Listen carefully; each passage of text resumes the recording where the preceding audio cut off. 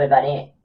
So today is October 30th, the second last day of Disability Employment Awareness Month, and I just wanted to talk about why it's so important that people with disabilities go to conferences and workshops and networking events around disability employment.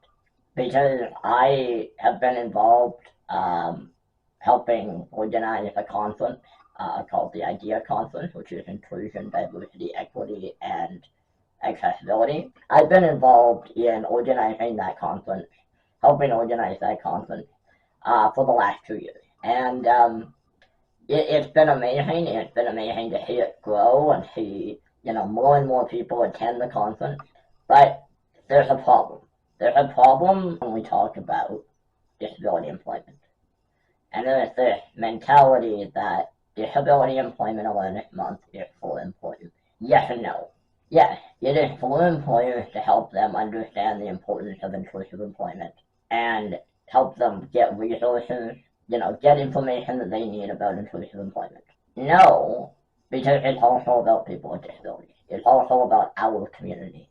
It's also about showing people with disabilities that we can work, that we are capable. Unfortunately, for a long time, our community has been told that we can't work, that we're not capable, that we don't have any skills and they're not valuable. I remember being told by someone, it's okay if you can't find employment because you have a disability.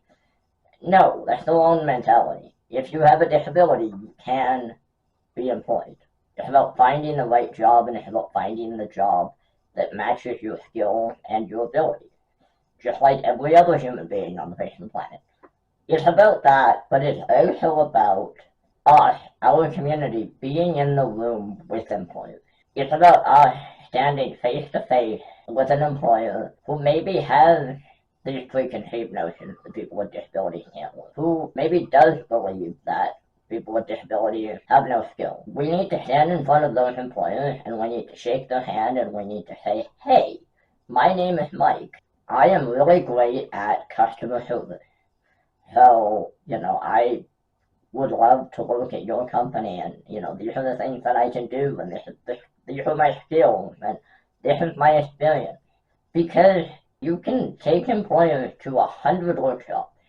You can take employers to 100 conferences. But until you actually put them face to face with the people you want them to employ, they're not going to get it. The business case is fine. Statistics are fine. Data is fine.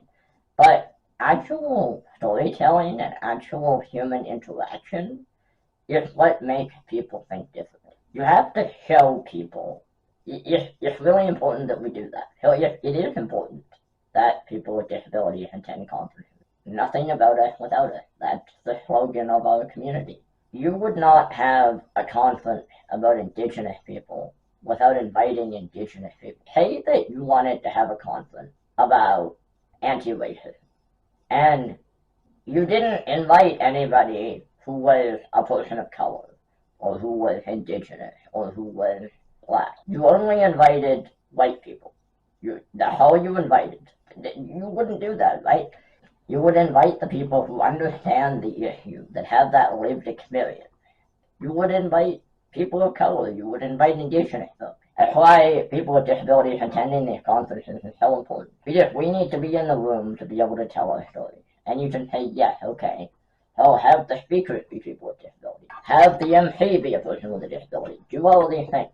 Yes, that is fantastic. Here's the problem. A majority of those people that are going to be in those positions of MC or of speaker or of keynote speakers, they are very strong speakers. They are people who probably, have done public speaking a lot in their life, and they know how to give a speech. So who do you think that leaves out?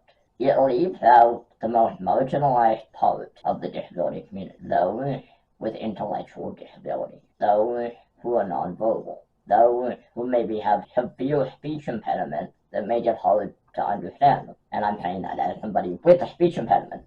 So, yes, I can say that. You need to have those people in the room by saying that your conference is only for employers, and by having speakers who are people with disabilities, that's fine. But you're still missing a segment of the population. And there is concern in the disability community from advocates and from allies that say when people talk about inclusive employment, people with intellectual disabilities are left out. And sometimes that's true. It is true. Why am I talking about this? Because it's really important that when you advertise your conference, it's really important that when you advertise your conference for Disability Employment Awareness Month, or you advertise your networking event, or you advertise whatever you're doing, that you include people with intellectual disabilities, that you specifically invite people with disabilities. Because unfortunately, the sad reality is that so many people with disabilities, we are so used to being left out of the conversation that if we don't feel like we're included or we don't feel like this event is for us, then we won't go, right? Because our mentality is, oh, well, they don't want us there. Even if that's not your intention, that is the sentiment. That is the sentiment that I have heard time and time and time again from self-advocacy. People with intellectual disabilities feel left out. They feel left out of the conversation.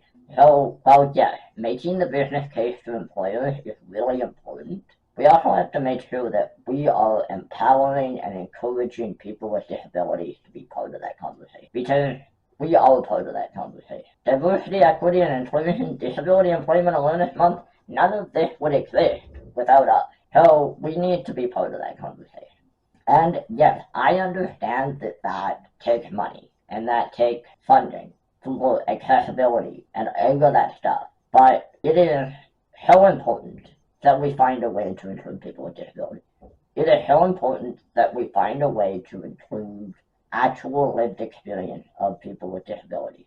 And I do not mean people that are like overly well spoken or, have a YouTube channel. But yeah, I mean, finding a way to include people with disabilities and finding that funding and looking for that specific funding for accessibility is so important. And yes, that accessibility includes, but is not limited to, shuttle buses, bus tickets, hotel rooms, ASL, closed captioning or codes, others that I'm not thinking of off the top of my head. All of these things, it is so important that people with disabilities are included in your conference. So you need to make them feel included. Again, I say, even if it is not your intention, because I know for a fact that there are people watching this who think that I am saying you're intentionally leaving them out.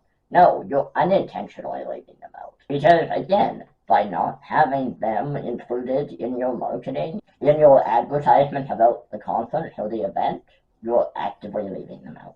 Please include people with disabilities in your conferences. And that, again, that's not just the speakers and the MCs. That is every single part of your conference. Thank you for watching, and I will see you in the next video.